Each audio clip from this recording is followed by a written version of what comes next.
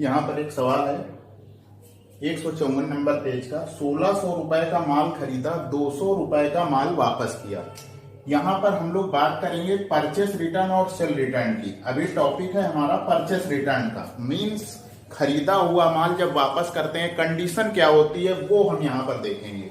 जरा देखते हैं, 1600 रुपए का माल खरीदा, 200 रुपए का माल वापस किया। तो हमारे सवाल करने का तरीका बिल्कुल वैसा ही होगा कि पहले हम इसमें कैश देखेंगे। कैश किस तरफ होगा, माल खरीदा जा रहा है, जाहिर सी बात है पैसे जा रहे हैं, तो कैश हमारा क्रेडिट में होगा। तो हम लोग सबसे पहले कैश लिख लेते हैं। कैश लिखने से सवाल थोड़ा सिंपल हो जाता है।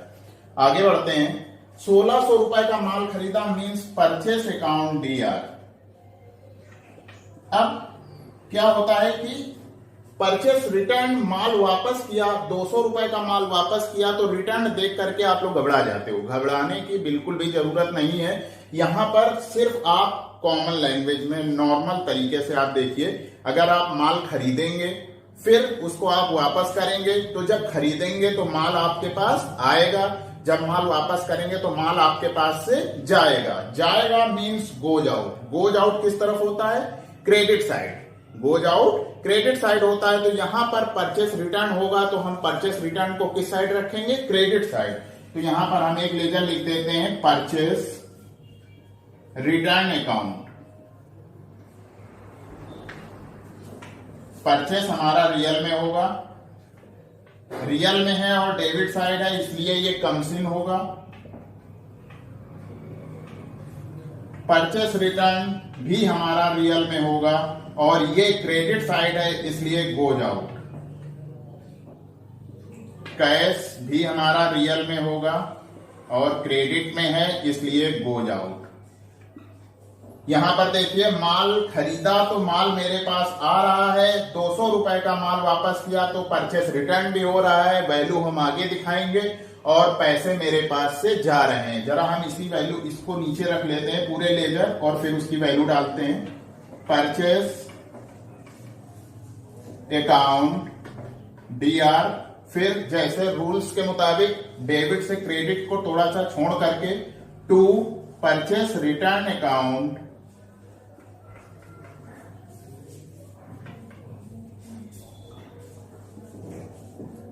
To cash account.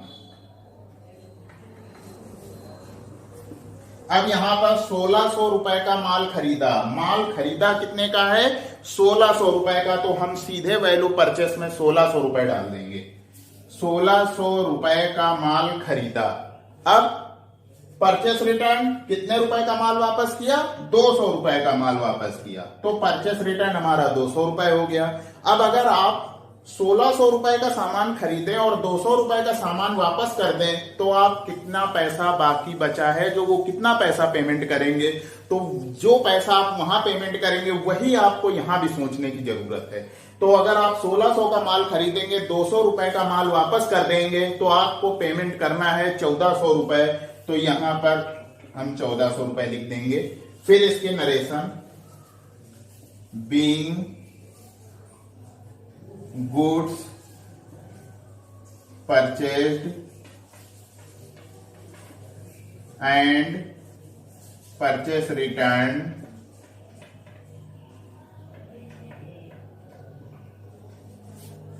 By cash. Being goods purchased and purchase return by cash. 1600 रुपए का माल खरीदा, 200 रुपए का माल वापस किया, ये हमारा पूरा सवाल सॉल्व हो गया है। क्लियर है।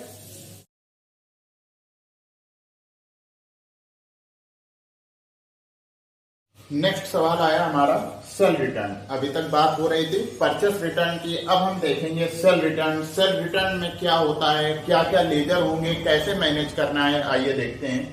154 नंबर पेज का ही ये सवाल है। मोहन को 3200 रुपए का सामान बेचा, 200 रुपए का सामान वापस किया, आधी रकम नगद व आधी रकम चेक द्वारा प्राप्त किया। जरा देखते हैं इसमें क्या क्या लेजर होंगे और कैसे मैनेज करना है इसको। सबसे पहले हमने जैसे बताया कैश हम रखेंगे। यहां पर बात हो रही है आधी रकम नगद व आधी रकम चेक द्वारा प्राप्त किया, मीन्स पैसे मेरे पास आ रहे हैं। अगर पैसे मेरे पास आ रहे हैं तो कैश को हम डेबिट साइड रखेंगे। जरा देखते हैं, कैश अकाउंट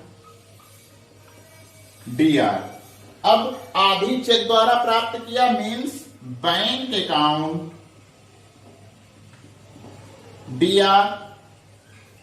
सामान बेचा हुआ था और बेचा हुआ सामान वापस करेंगे। मान लीजिए आप दुकानदार हैं, आप सामान बेच रहे हैं, आपने 2000 रुपए का माल बेच दिया। जब माल बेचेंगे तो माल आपके पास से जाएगा, लेकिन कस्टमर ने क्या किया कि 200 रुपए का माल आपको वापस कर दिया। तो जब माल वापस करेंगे तो माल हमारे पास फिर से वापस आएगा, मीन्स कम सीन होगा। कम सीन रियल में होता है और वो डेबिट साइड होता है, इसलिए हम सेल रिटर्न को यहां पर डेबिट साइड रखेंगे। देखिए सेल रिटर्न अकाउंट DR और क्रेडिट में हो गया हमारा sale account.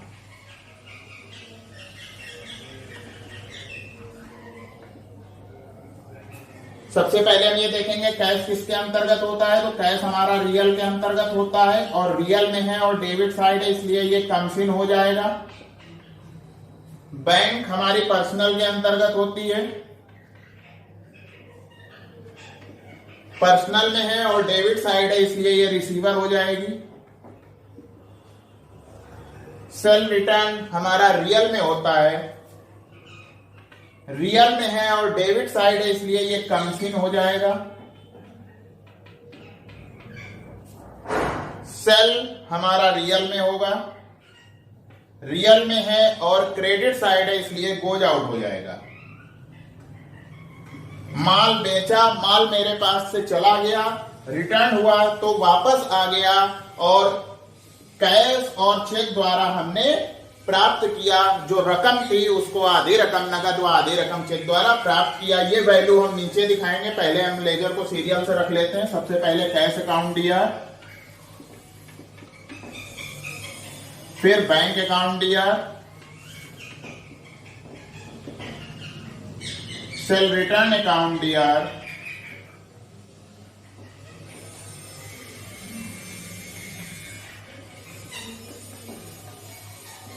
To sale account.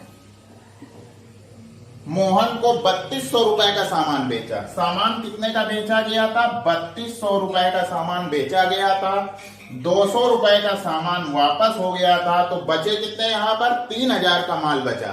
अब 3000 में आधी रकम नगद और आधी चेक द्वारा है, मीन्स 1500 रुपए नगद है और 1500 रुपए चेक द्वारा है। हमारा डेबिट और क्रेडिट बराबर हो गया। सबसे पहला नियम हमारा अकाउंटिंग करने का यही है, रूल्स है हमारा कि हमारा डेबिट और क्रेडिट बराबर होना चाहिए। यहां पर हमारा डेबिट और क्रेडिट आप देख लीजिए बराबर हो गया। 1500 और 1500 3000 और 200 3200 हो गए डेबिट में और 3200 हमारे क्रेडिट में हो गए। फिर इस सवाल को हम नरेशन में लिख देंगे, being goods sold and sell return by cash and check। ये हमारा सवाल पूरा कंप्लीट हो गया। इसी तरीके से आप जो भी सेल रिटर्न के सवाल हो, डिस्काउंट लगा हुआ हो, बिल्कुल परेशान होने की जरूरत नहीं है। हमने जो रूल्स में बताया हुआ है, शुरुआत में हमने सारे रूल्स बताए हुए हैं। अगर आप एक बार रूल्स वाला रजिस्टर उठा करके देख लेंगे, अगर आप मेरे स्टूडेंट हैं और तो आपके पास एक रूल्स का रजिस्टर होगा जिसमें हम पूरे रूल्स लिखवा देते हैं, जिससे कि मेरे किसी भी स्टूडेंट्स को कभी भी दिक्कत ना हो। तो आप वो रजिस्टर उठा करके देख लीजिए, उसमें पूरे हम रूल्स में ये सारी चीजें हम क्लियर कर देते हैं। इसमें कोई भी दिक्कत नहीं होगी आपको, और अगर कोई दिक्कत होती है तो आप इसमें हमसे कमेंट्स करके भी पूछ सकते हैं। और देखते रहिए आप कंप्लीट पूरी अकाउंटिंग, इसमें आपको मेरे YouTube चैनल पे मिलेगी। और पढ़ते रहिए अपने भविष्य बनाने के लिए, फ्यूचर कंप्यूटर। धन्यवाद।